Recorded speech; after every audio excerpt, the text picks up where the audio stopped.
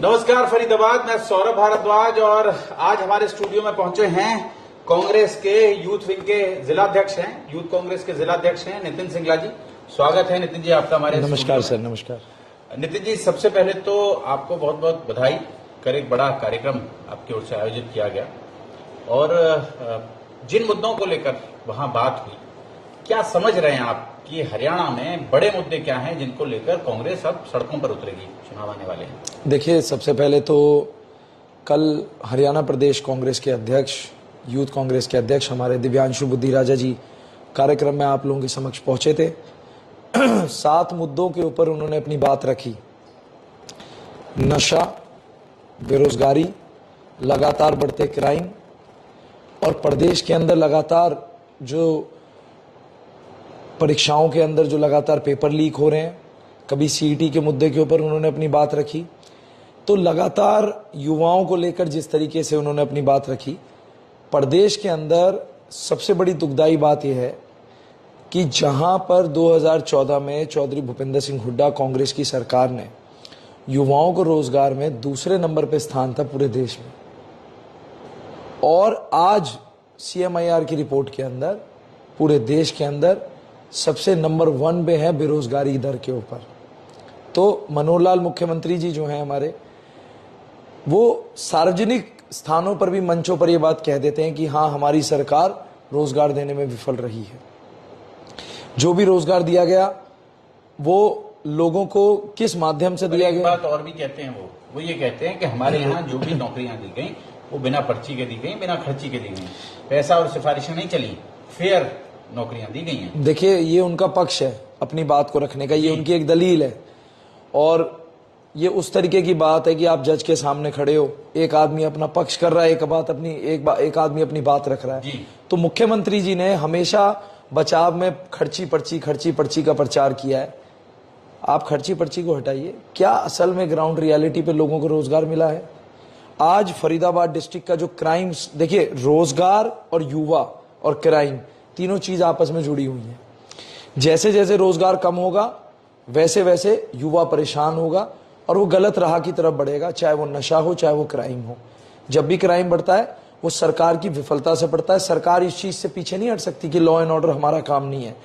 सरकार को ये देखना पड़ेगा कि कैसे युवाओं के साथ में इस सरकार के अंदर लगातार गलत तरीके का व्यवहार हो रहा है। और मैं तो ये पूछना चाहता हूं मुख्यमंत्री जी से, यहाँ के स्थानीय विधायकों से, मंत्रियों से, सांसद से, इनके संगठन से, कि सार्वजनिक तरीके से मुख्यमंत्री से एक श्वेत पत्र जारी करवाएं और श्वेत पत्र में बताएं कि हर जिले में कितने युवाओं को रोजगार मिला।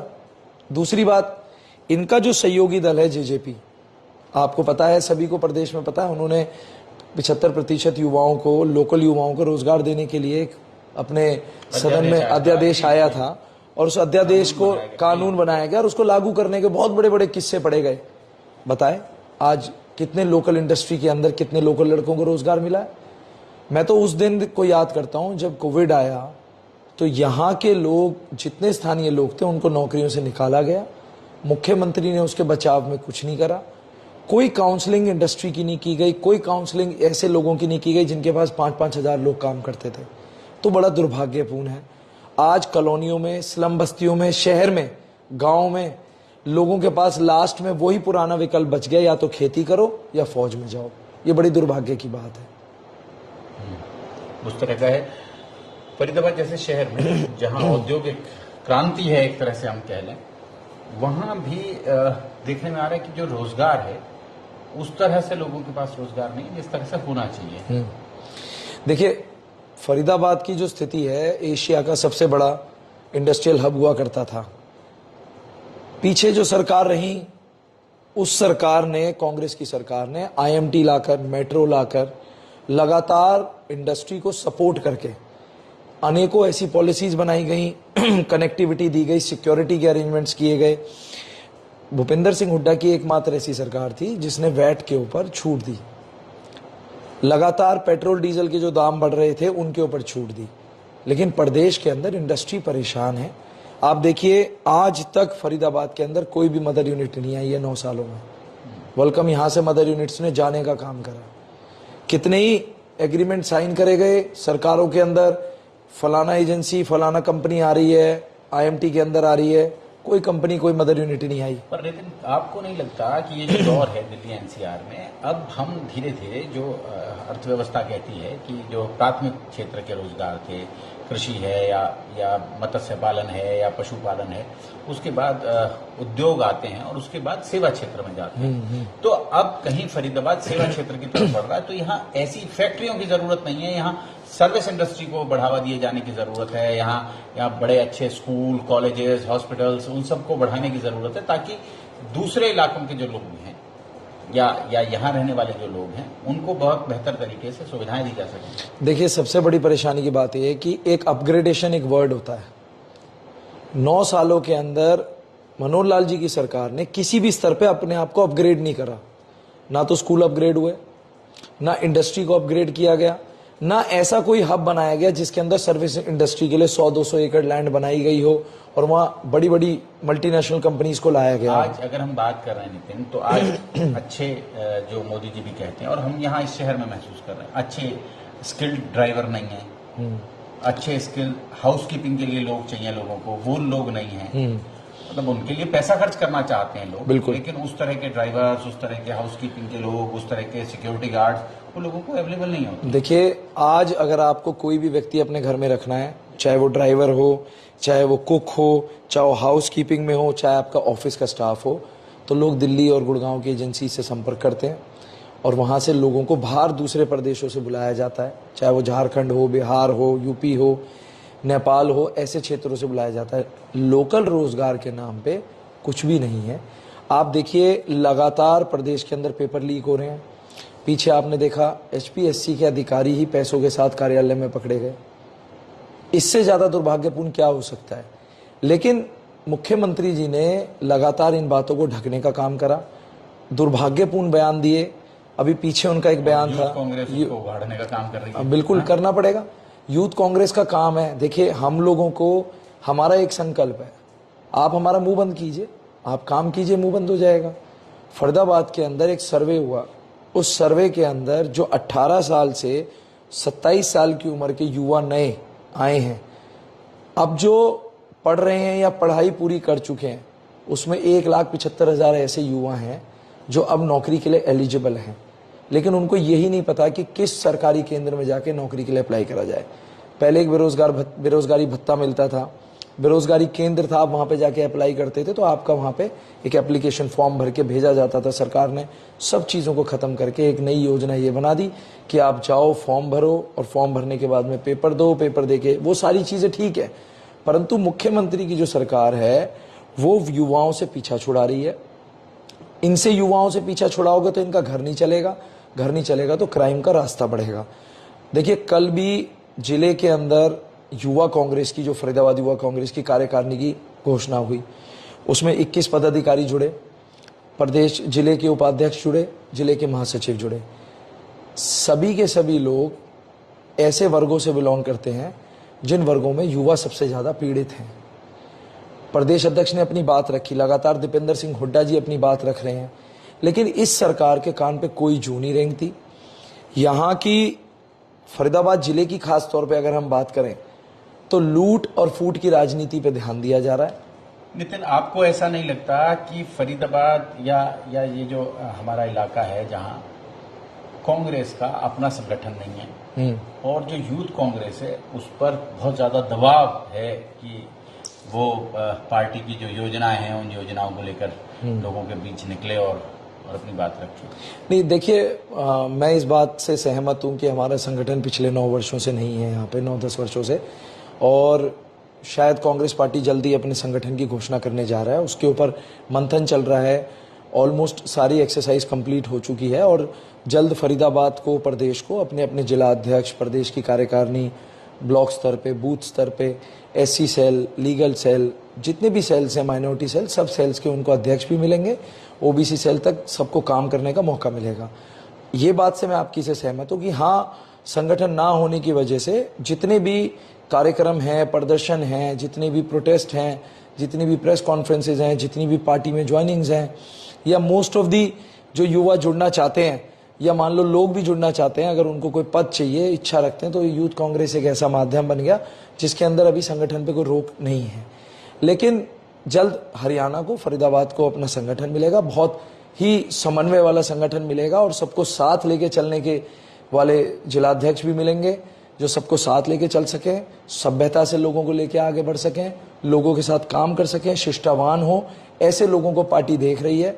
और खास तौर पे ऐसे लोगों को पार्टी ने, जितना हमने पार्टी को स्टडी किया, जितना उनके ऑब्जर्वर्स को स्टडी करा, पार्टी सिर्फ और सिर्फ ऐसे व्यक्ति को मौका देना चाहती है जो कम से कम समाज में, चाहे वो युवा हो कांग्रेस पार्टी के, चाहे वो महिलाएं हों, चाहे वो बुजुर्ग हों, सबका आदर सत्कार कर सकें, सबको साथ लेके चल सकें।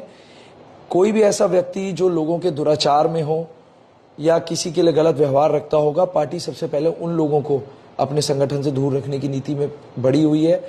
समावेश हमारे जो प्रदेश के प्रभारी हैं, राष्ट्रीय महासचिव हैं दीपक बाबरिया जी, उन्होंने ये कहा कि चाहे मेरा ब्लॉक का अध्यक्ष हो, चाहे मेरे जिले का अध्यक्ष हो, चाहे मेरा महासचिव हो, चाहे प्रदेश का उपाध्यक्ष हो, जो भी पदाधिकारी बनेगा उसकी समावेश की सोच होनी चाहिए, सभी को साथ लेके चलने की सोच होगी। नीचे से लेके हर ऊपर तक के कार्यकर्ता से पूछा जा रहा है।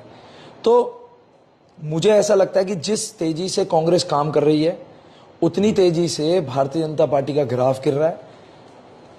प्रदेश के अंदर लोगों ने मन बना रखा है, आए दिन हम लोग कार्यक्रमों में जाते हैं, लोगों से मिलते हैं, चाहे वो इंडस्ट्री के लोग हों, चाहे वो सर्विस सेक्टर के लोग हों, चाहे वो प्रोफेशनल्स हों जैसे डॉक्टर्स, लॉयर्स, चाहे वो छात्र हों कॉलेजों के अंदर जो स्टूडेंट्स हैं, चाहे वो शहर में बैठे व्यापारी हों, चाहे मजदूर वर्ग हो, कॉन्ट्रैक्टर्स हों, लेबर हो, हर व्यक्ति ये कहता है कि अब बहुत हो चुका।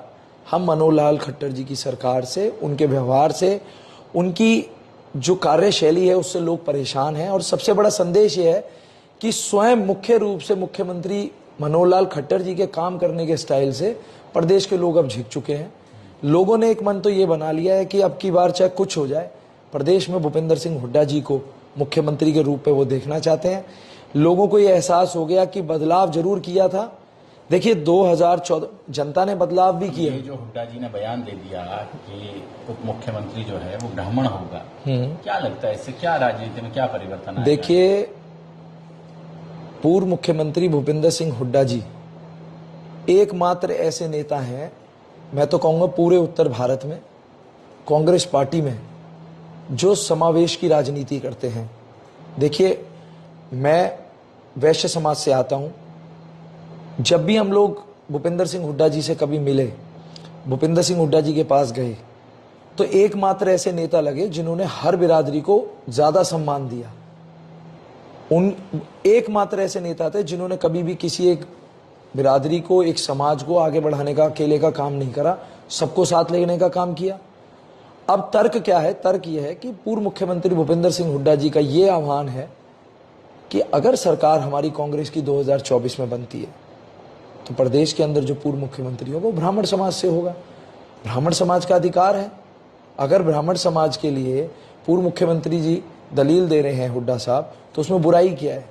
और मुझे तो लगता है भारतीय जनता पार्टी को इससे घबराने की जरूरत क्या है? ब्राह्मण समाज ने सदैव ही कांग्रेस पार्टी का साथ दिया है। चर्चा चल रही है कि वो ब्राह्मण को प्रदेश अध्यक्ष बनाने की बात हो रही है। देखिए, ये सब पार्टी का, संगठन का मामला है, इस बारे में मुझे कोई जानकारी नहीं है कि वो पार्टी में किसको बनाना है। हमारे वैसे तो कार्यकारिणी प्रदेश अध्यक्ष जितेंद्र भारद्वाज जी ऑलरेडी हैं ब्राह्मण समाज से। भाजपा की बात कर रहा हूँ। भाजपा ने तो देखिए, भाजपा के अंदर मैं आपको बताऊं, लगातार जिस दिन से हुड्डा साहब ने बयान दिया है, CID IB इनकी फेल हो चुकी है। लगातार ऊपर तक ये जा रहा है कि हुड्डा साहब के एक बयान ने, सिर्फ एक बयान ने इनके पैरों के नीचे से धरती खिसका दी है। अब ये किस तरीके से ब्राह्मण समाज को, किस तरीके से उनको घेराबंदी करने के लिए, उनको रिझाने के लिए नए नए उपाय ढूंढ रहे हैं। लेकिन देखिए, जहां तक बात है पूर्व मुख्यमंत्री भूपेंद्र सिंह हुड्डा जी की, उनकी बात से मैं बिल्कुल सहमत हूं। उन्होंने वो बात की जो जिसका हक है। अगर ब्राह्मण समाज वो एक देश की ऐसी रीढ़ की हड्डी थी, सदैव उन्होंने कांग्रेस पार्टी का साथ दिया, और आज उसको आगे लेके चलने में बुराई क्या है? मैं तो जवाहर यादव हैं जो इनके OSD रहे हैं मुख्यमंत्री के, आजकल वो चेयरमैन हैं हाउसिंग बोर्ड के, तो उनका बड़ा भद्दा बयान पढ़ रहा था मैं तो। वो तो ब्राह्मणों का विरोध कर रहे थे खुलेआम, टीवी चैनलों पे भी उनका, मेरे पास अब भी बयान मेरे मोबाइल में है इतना भद्दा बयान दिया। उन्होंने कहा कि इसका मतलब हम ये मान लें कि मुख्यमंत्री भूपेंद्र सिंह हुड्डा जी ब्राह्मणों के खिलाफ हैं। अरे बड़े लिखे आदमी, आपने विश्लेषक कैसे कर दिया इस बात का कि ब्राह्मणों के खिलाफ है? अपनी पार्टी तक वो ये संदेश पहुंचाना चाह रहे हैं कि आप अगर देखिए, जो भी डिसीजन होगा वो पार्टी के अंदर होगा। हुड्डा साहब ने अपना आह्वान जनता के बीच में और पार्टी हाईकमांड तक रखा है कि मैं ऐसा चाहता हूं। बाद में उदय भान जी का बयान आया कि वो उनके हुड्डा जी के बयान से सहमत नहीं है। नहीं, ऐसा नहीं था। ये भी गलत धारा है जो भाजपा ने बनाई। आप उनका बयान देखिए। चौधरी उदय भान जी ने स्पष्ट रूप से ये कहा कि ये पार्टी के इंटरनल मैटर का मामला है और ठीक है, उन्होंने ब्राह्मण समाज का इतना बड़ा कार्यक्रम हुआ, प्रदेश स्तरीय कार्यक्रम हुआ रोहतक के अंदर, ब्राह्मण समाज के लोगों ने अपनी मांग रखी। अगर उनकी मांग के ऊपर हुड्डा साहब ने उनको साथ लेके चलने का वादा किया तो इसमें बुराई क्या है? ये बात प्रदेश अध्यक्ष जी ने कही। उन्होंने कहा वो पार्टी के प्रदेश अध्यक्ष हैं, जो डिसाइड करेगी पार्टी करेगी, लेकिन हुड्डा साहब ने जो समय की घड़ी के हिसाब से कहा वो उसमें कोई परहेज नहीं है। और मुझे तो लगता है कि हमारी पार्टी के अंदर हो चाहे भाजपा के अंदर हो, इस बात को लेकर कोई विरोध होना भी नहीं चाहिए और ना होगा, मेरे को लगता है भविष्य में भी। भूपेंद्र सिंह हुड्डा जी ने सभी लोगों को साथ लेके चलने की, आप देखिए फरीदाबाद की राजनीति में देखिए, चाहे वो ब्राह्मण समाज हो, चाहे वो वैश्य समाज हो, चाहे वो गुर्जर समाज हो, चाहे वो जाट समाज हो, चाहे वो राजपूत समाज हो, चाहे वो एससी समाज हो, चाहे वो माइनॉरिटी समाज हो, चाहे वो अन्य समाज के वर्ग हो, सभी समाज को तो टिकट नहीं दिया था यहाँ। हमने दिया था। कांग्रेस पार्टी ने क्यों नहीं दिया? गुलशन बग्गा जी को हमने चुनाव 2014 में कांग्रेस पार्टी ने लड़ाया की बात कर रहे हैं। और 2019 के अंदर भी मैं आपको बताऊं कि देखिए, कांग्रेस पार्टी के अंदर एक समय ऐसा आ गया, राहुल गांधी जी की पार्टी के अंदर, राहुल गांधी जी के सोच के हिसाब से कोई भी व्यक्ति अगर अपने दिमाग में ये गलत फहमी रखता हो, हालांकि ये कैंपेन भारतीय जनता पार्टी के द्वारा चलाया हुआ है, उसको नहीं दिया, उसको नहीं दिया, उसको नहीं दिया, उसको नहीं दिया। आप अपनी पार्टी में देखिए ना, उन्होंने यहाँ से जाट को नहीं लड़ाया, आप अपनी बीजेपी कांग्रेस ने पंजाबी को नहीं लड़ाया। आप अपनी पार्टी में देखिए ना, आप भारतीय जनता पार्टी में रहकर क्या कर रहे हैं? रामविलास शर्मा तो आपकी अपनी पार्टी से ही है, उनके क्या बयान आ रहे हैं? जेजेपी के ही हैं दादा गौतम, उनके क्या बयान आ रहे हैं? क्या आज तक एक मंच पे राव इंद्रजीत सिंह और मनोहर लाल खट्टर जी को देखा गया है? क्या वो एक मंच पे बैठ सकते हैं? मैं पूछना चाहूंगा इन भारतीय जनता पार्टी के लोगों से। देखिए, ऐसा नहीं है, मेरिट के बेस पे लोगों को लड़ाया जा रहा है। अग्रिम भविष्य के अंदर कांग्रेस पार्टी जो भी निर्णय लेगी वो मेरिट के बेस पे ली जाएगी। भूपेंद्र सिंह हुड्डा जी ने हर वर्ग को, फरीदाबाद का मेयर किसको बनाया गया? कांग्रेस पार्टी के समय में अशोक अरोड़ा जी को बनाया गया। अशोक अरोड़ा जी किस समाज से आते हैं? उसके बाद कह रहे हैं कि विभाजन हो गया है एकदम। आप एक बात बताइए कि 2017 के अंदर नगर मेयर का चुनाव दोबारा से हुआ या इलेक्ट होना था, उसमें भारतीय जनता पार्टी ने अपनी जीत का परचम लहराया और उन्होंने अपने मेयर बनाए। लेकिन जब समय आया तो कांग्रेस पार्टी ने पंजाबी समाज को मौका दिया और उनको मेयर बनाया फरीदाबाद का। एक बात बताइए, पिछले 30 वर्षों से कांग्रेस पार्टी का जिलाध्यक्ष कौन था? बताइए। मरहूम हमारे स्वर्गीय श्री BR ओझा जी, 30 साल उन्होंने कांग्रेस पार्टी का झंडा फहराया। आज तक पार्टी ने कभी भी अध्यक्षी उनसे नहीं ली, जीवन भर उनके पास रही जब तक वो जीवित रहे। उनके रहते जब वो बीमार पड़े तो कार्यकारिणी अध्यक्ष किसको बनाया गया? गुलशन बग्गा जी को बनाया गया। वो किस वर्ग से आते हैं? पंजाबी वर्ग से आते हैं।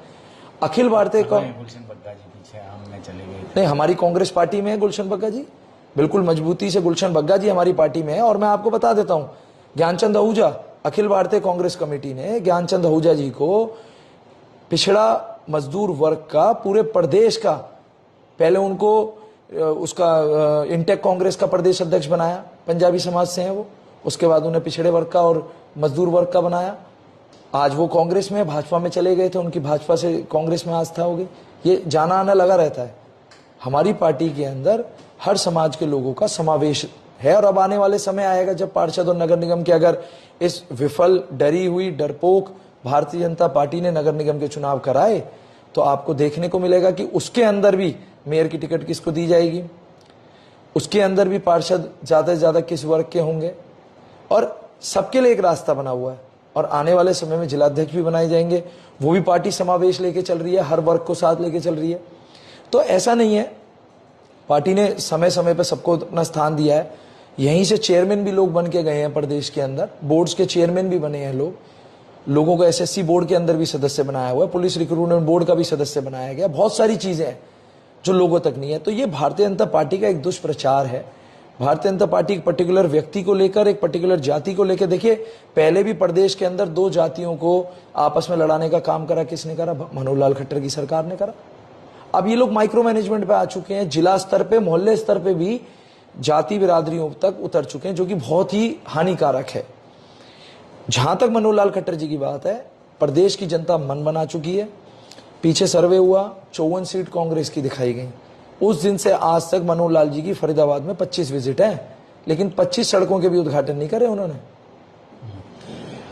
नितिन जी, हमें समय देने के लिए, हमारे साथ बातचीत करने के लिए आपका बहुत बहुत धन्यवाद। बहुत बहुत धन्यवाद सर। बहुत बहुत धन्यवाद फरीदाबाद।